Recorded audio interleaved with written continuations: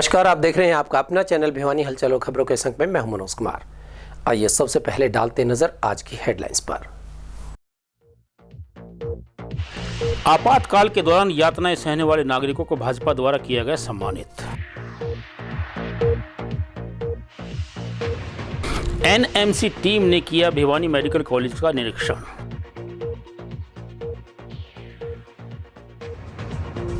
Online शिक्षा को बढ़ावा देने वाले अध्यापक हुए सम्मानित।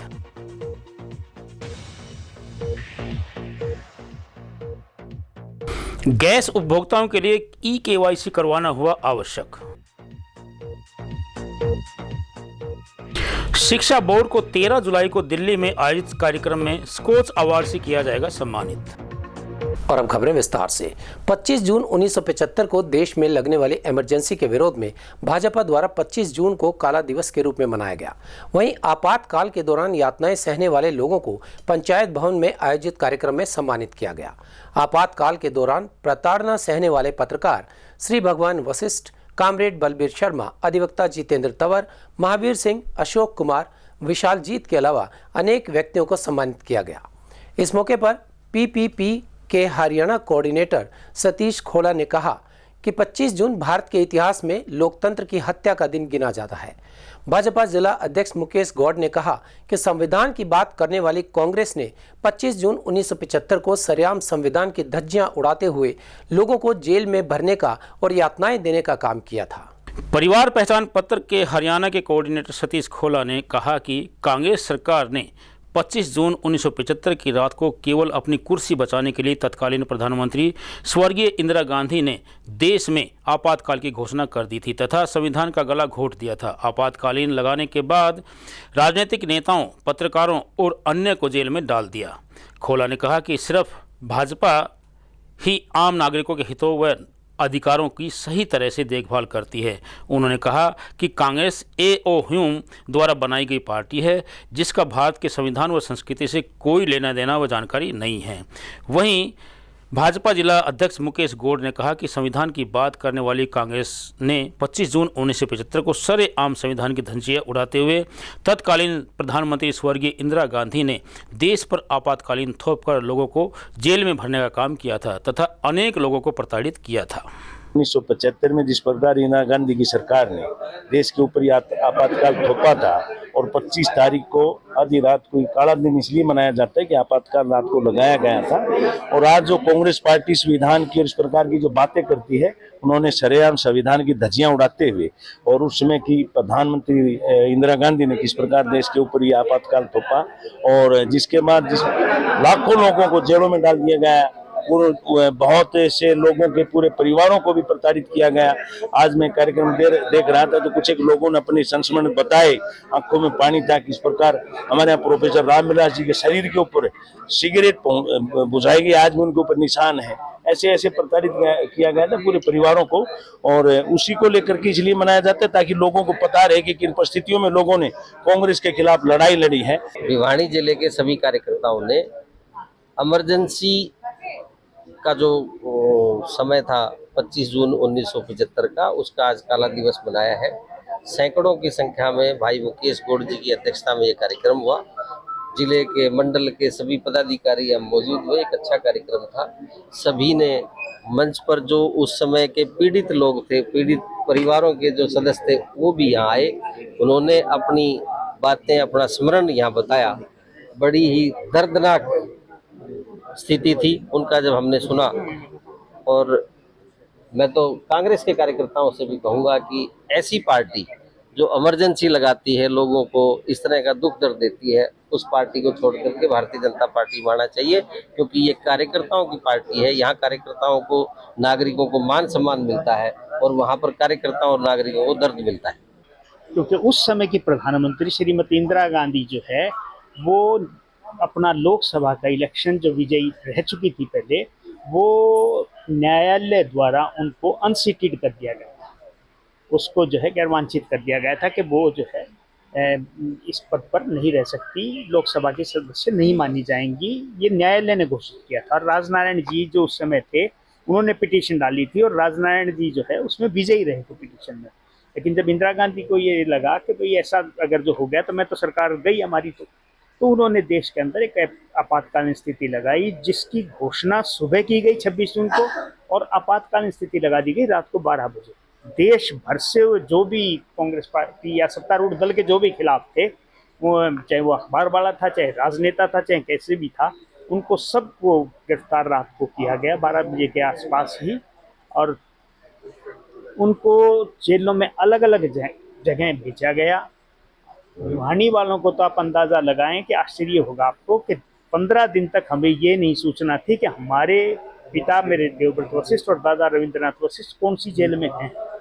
मैं 8.5 महीने तक सरकार ने अपने घर में नज़रबंद रखा। 20 फरवरी 1976 को मेरे को याद है कि ऑन रिकॉर्ड मेरे वारंट रद्द किए गए थे, और उसी दिन बाहर जो है मेरे गुंडों ने जो है मेरे को सरियों से मारा था। उस आपातकालीन स्थिति के जिंदगी में कभी भी नहीं भूला जा सकता, क्योंकि आज तो फिर भी आर्थिक रूप से लोग मजबूत हैं, लेकिन उस समय तो किसी के पास में खाने के भी साधन नहीं हुआ करते, बहुत सीमित थी लोगों के साधन। मैं ये कहूँगी कि हमें आज भी मतलब इतने 50 सालों के बाद भी हम जो माहौल देख रहे हैं, तो जनता को थोड़ा अलर्ट होने की, जागरूक होने की आवश्यकता है, क्योंकि उस समय में जो उन्होंने इतने झूठ फैलाया, और वो इंदिरा गांधी जी उस समय जीती नहीं थी, वो हारी थी, और उनका जो सामने वाला था वो जीते थे। उसके बावजूद उन्होंने शासन किया, 5 साल निकाल दिए, और इलाहाबाद हाईकोर्ट ने जो फैसला सुनाया तब तक मतलब फैसला भी दबाए रखा, फैसला भी नहीं आने दिया। इतना क्रूर शासन उसको कहेंगे, और लोगों की मतलब आज़ादी छीन ली पूरी, लोकतंत्र का गला घोट दिया। अपने कहावत है ना जो हरियाणा में कि लोगों की आतड़ी मोच दी, वो वाला काम कर दिया। उसके बावजूद भी जनता अलर्ट क्यों नहीं है? अभी मैंने देखा पीछे लोकसभा में कि मोदी जी बेचारे एक नेक इंसान है जो राष्ट्रवाद के लिए काम कर रहे हैं, और उनको झूठ बोल के हराने की कोशिश थी।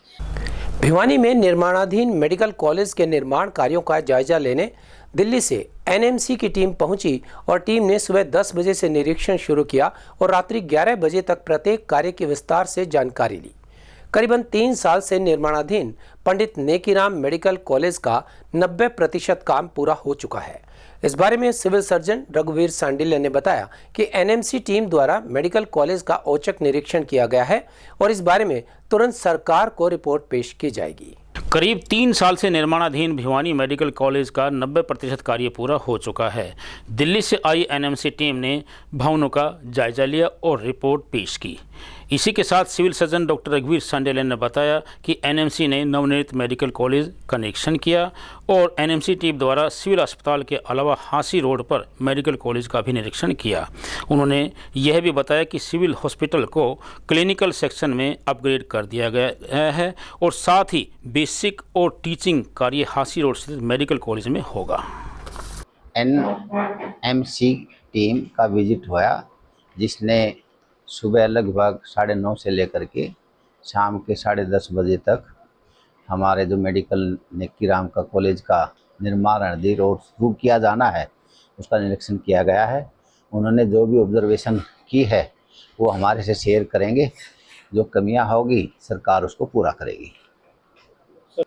इसमें 150 की सीट है, और उन्होंने हमारी जो चौधरी बंसीलाल सिविल हॉस्पिटल है उसकी कैजुअलिटी का निरीक्षण किया है। उन्होंने लेबर रूम का किया है, वार्डों का किया है, और हमारा एडमिनिस्ट्रेशन ब्लॉक का किया है। जो नई बिल्डिंग बनने जा रही है पंडित नेकीराम की, उनका निरीक्षण किया है। जो बेसिक जो मेन मेडिकल कॉलेज है हांसी रोड पर बीटा बूथ के पास, उनका निरीक्षण किया है।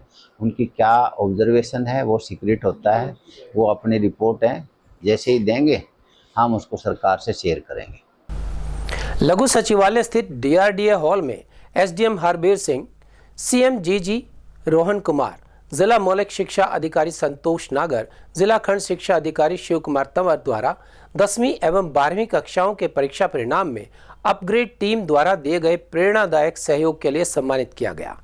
जिला शिक्षा अधिकारी नरेश मेहता के मार्गदर्शन में अपग्रेड टीम द्वारा सभी विषयों के ऑनलाइन क्वेश्चन पेपर पैटर्न व महत्वपूर्ण सामग्री उपलब्ध करवाकर 10वीं एवं 12वीं कक्षा के बच्चों को लाभान्वित किया गया था। एसडीएम हरबीर सिंह ने बताया कि जिला का रैंकिंग प्रदेश भर में 11वां स्थान पर आया है। बैठक में एसडीएम ने संबंधित स्कूलों के प्राचार्यों व अध्यापकों को अच्छा रिजल्ट आने पर सम्मानित किया। उन्होंने बताया कि सरकार ने डिजिटल युग के चलन के साथ कक्षाओं को ऑनलाइन लाइव शिक्षा देने की पहल की।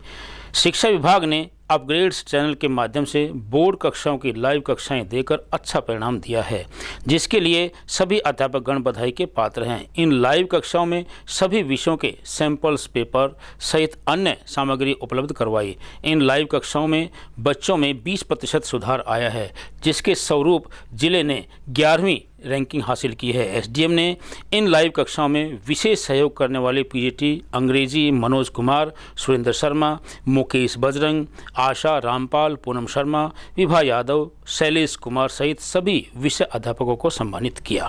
भिवानी जिले के शिक्षकों को आज सम्मानित किया गया है। जैसा कि आपने अभी सुना, बोर्ड रिजल्ट्स में हमारा जो स्टेट में रैंकिंग है 22 से जंप होकर उसमें सुधार होकर 11वें पे आ गए हैं। बोर्ड के पास प्रतिशत में हमारा 20% अंकों का सुधार हुआ है, जिसके लिए निश्चित ही जो शिक्षक हैं वो बधाई के और सम्मान के पात्र हैं और उनको आज यहाँ सम्मानित किया गया। जी, लोकसभा में जो इलेक्शन है उसमें शिक्षा विभाग की मुख्य भूमिका रहती है। आप देखेंगे कि जो पोलिंग पार्टीज़ होती हैं, प्रिजाइडिंग ऑफिसर हैं, अल्टरनेट प्रिजाइडिंग है, प्रिडोमिनेंटली मुख्य रूप से शिक्षा विभाग से रहते हैं। दूसरी बात, जो इस बार जो हमारा इलेक्शन हुआ लोकसभा का भिवानी में, वो इंसिडेंट फ्री हुआ, बहुत ही शांतिपूर्ण हुआ है। मैं ARO भिवानी था तो पार्टी डिस्पैच में रिसीविंग में मैंने देखा है कि बिल्कुल स्मूथ तरीके से, एक प्रोफेशनल तरीके से हमारे शिक्षा विभाग ने चुनाव करवाया। उसके लिए भी आज मैंने मीटिंग में स्पेशल मेंशन करते हुए इन्हें बधाई दी। जिन टीचर्स ने बुनियाद में और अदर एक्टिविटीज़ में बहुत बढ़िया उत्कर्ष कार्य किया है, उनको आज SDM सर के द्वारा सम्मानित किया। ये हमारे लिए गर्व की बात है। और हमारे जो शिक्षक हैं वो हमारा हर कार्य में बहुत अहम भूमिका निभाते हैं, चाहे वो एडमिनिस्ट्रेटिव वर्क हो, चाहे वो पढ़ाई का कार्य हो, सब में बहुत अच्छा कार्य करते हैं। पेट्रोलियम विभाग ने गैस सिलेंडर उपभोक्ताओं के लिए नई गाइडलाइंस जारी की है और गैस एजेंसी संचालकों को इन नए नियमों की जानकारी जल्द से जल्द प्रत्येक उपभोक्ता तक पहुंचाने के निर्देश दिए हैं। नए नियमों के तहत प्रत्येक उपभोक्ता को अपनी बायोमेट्रिक KYC करवाना अनिवार्य है। कुछ उपभोक्ता KYC करवा भी चुके हैं। गैस एजेंसी संचालक हंसराज ने बताया कि उपभोक्ताओं के लिए बायोमेट्रिक KYC अनिवार्य की गई है। इस नियम को प्रत्येक उपभोक्ता को मानना ही होगा, तभी वह व्यक्ति अन्य योजनाओं का लाभ उठा सकता है। गैस एजेंसी के संचालक हंसराज ने बताया कि विभाग ने गैस उपभोक्ताओं के लिए बायोमेट्रिक KYC अनिवार्य किया है, जिस नियम को प्रत्येक गैस उपभोक्ताओं को अपनाना होगा। उन्होंने कहा कि किसी उपभोक्ता के नाम पर कोई अन्य व्यक्ति ही योजनाओं का लाभ उठाता है, जबकि पात्र व्यक्ति उन योजनाओं से वंचित रहता है। ऐसे में प्रत्येक उपभोक्ता तक उनका लाभ पहुँचाने के उद्देश्य से बायोमेट्रिक KYC सुविधा शुरू की गई है। उन्होंने गैस एजेंसी के कर्मचारियों को निर्देश दिए कि वे सभी उपभोक्ताओं को KYC के बारे में जागरूक करें, ताकि सरकार व विभाग द्वारा उपभोक्ताओं को दी जाने वाली गैस सब्सिडी उपभोक्ताओं को पहुंचाई जा सके। भारत पेट्रोलियम ने और तीनों ऑयल कंपनियों ने ये डिसाइड किया है कि कस्टमर को KYC यानी कि बायोमेट्रिक कराना अति आवश्यक होगा, क्योंकि कई कस्टमर यहाँ रहते हैं, कई कस्टमर बाहर रहते हैं। किसी ने पता चेंज कर लिया, कोई कस्टमर की कापी दूसरा आदमी यूज़ कर रहा है, तो उससे बचने के लिए सब्सिडी के आइटम है, सब्सिडी आपके डायरेक्ट खाते में जाएगी। इसीलिए KYC कंपलसरी किया है। KYC के लिए गैस उपभोक्ताओं को हमारे ऑफिस में आना अनिवार्य है। ये मिलेगा कि कोई भी चीज़ गलत आदमी के पास है तो उसका मिसयूज बंद हो जाएगा। वहीं गैस एजेंसी संचालक प्रिंस ने बताया कि पेट्रोलियम विभाग द्वारा जारी की गई नई गाइडलाइंस के अनुसार यह कार्य 31 अगस्त तक पूरा करवाना होगा। सर, ये सरकार की गाइडलाइन आई है नहीं कि सभी उपभोक्ताओं को अपना KYC कराना अनिवार्य कर दिया है कि भाई जिसके नाम कॉपी है उसका बायोमेट्रिक होगा, या तो जो डिलीवरी मैन घर पे जाते हैं उनकी फ़ोटो से बायोमेट्रिक कर देंगे। अगर किसी उपभोक्ताओं ने बायोमेट्रिक नहीं करवाई तो 31 अगस्त 2024 उसकी लास्ट डेट है। उसके बाद हर एक उपभोक्ताओं की कनेक्शन बंद हो जाएंगे। सरकार की ये गाइडलाइन है कि भाई ज़्यादा से ज़्यादा एजेंसी में आके या अपने घर पे ज़्यादा से ज़्यादा लोग KYC करवाए और सेफ्टी इंस्पेक्शन करवाए। जिस भी गैस का कनेक्शन है सेफ्टी इंस्पेक्शन में कस्टमर वो डिलीवरी मैन घर पे आएगा और अपना रेगुलेटर और पाइप आपकी चेक करेगा। अगर डेट उसकी एक्सपायर हो चुकी है तो आप उसको चेंज करवा लें, अगर मार्केट से ली गई हुई है तो आप उसे कंपनी से रिटर्न कर लें। इसमें आपका सेफ्टी इंस्पेक्शन 5 साल का हो जाएगा। डॉक्यूमेंट्स नहीं, बस वो कॉपी लेके आनी होगी कस्टमर को और अंगूठा लगेगा या बायोमेट्रिक हो जाएगी। अगर किसी भी कस्टमर का वो अपडेट नहीं है तो उसको आधार कार्ड और बैंक की फ़ोटोकॉपी लेके आनी पड़ेगी, जिसके 24 घंटे के बाद उनका अपडेट हो जाएगा। तो सरकार की तरफ से सेफ्टी इंस्पेक्शन में, क्योंकि इस महीने के लिए सरकार सेफ्टी इंस्पेक्शन फ्री कर रही है, क्योंकि पहले एक कस्टमर से 236 रुपये लेती थी सरकार, और अभी आपका फ्री कर रही है। और पाइप चेंज जो कि 190 रुपये उसका चार्ज है, वो इसी महीने 150 रुपये की आपको कंपनी से आपको प्राप्त की जाएगी। हरियाणा विद्यालय शिक्षा बोर्ड को परीक्षाओं में नकल रोकने व पारदर्शिता लाने के लिए अपनाई गई तकनीक QR कोड व अल्फा न्यूमेरिक कोड के लिए बहुचर्चित स्कोच ग्रुप द्वारा राष्ट्रीय स्तर के प्रतिष्ठित स्कोच अवार्ड से नवाजा गया।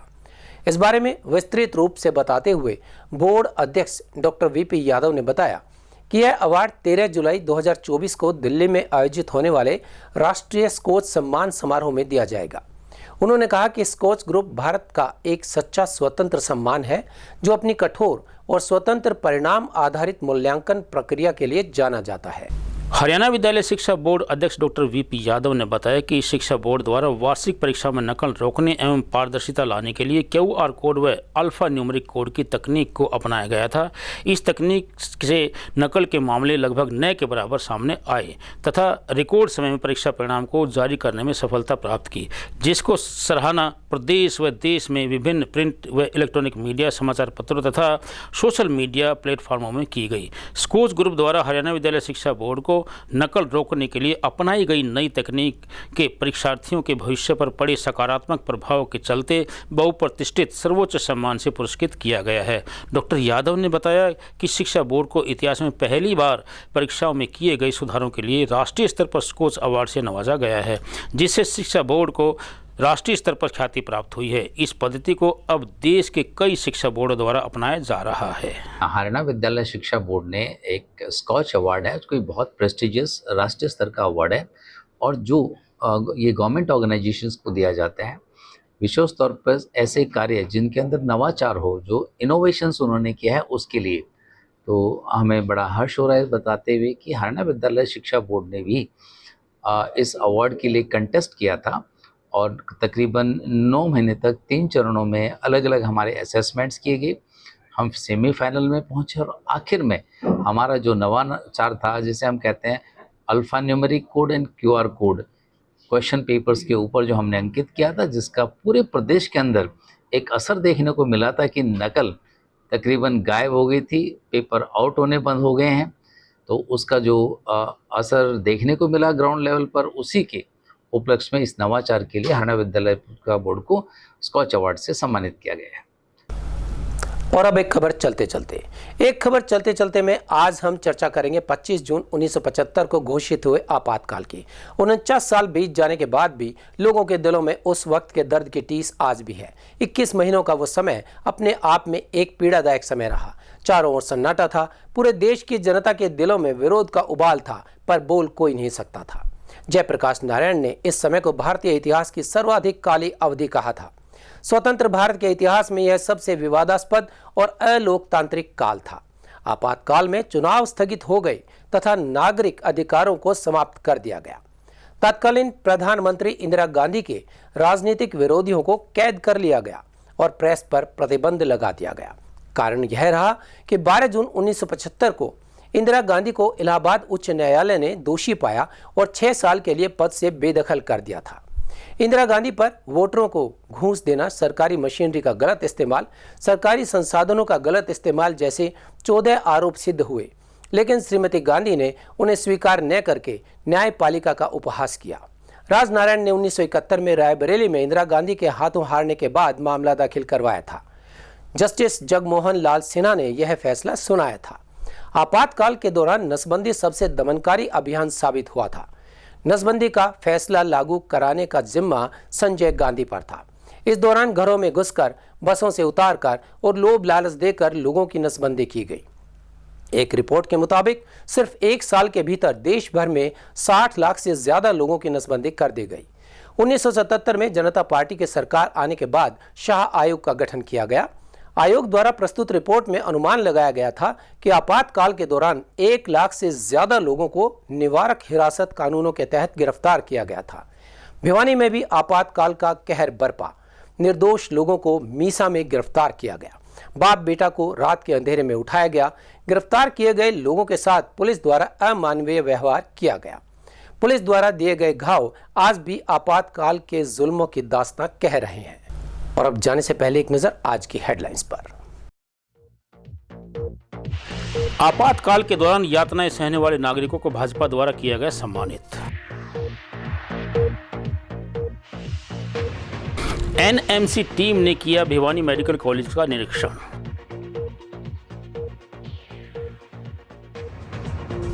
ऑनलाइन शिक्षा को बढ़ावा देने वाले अध्यापक हुए सम्मानित।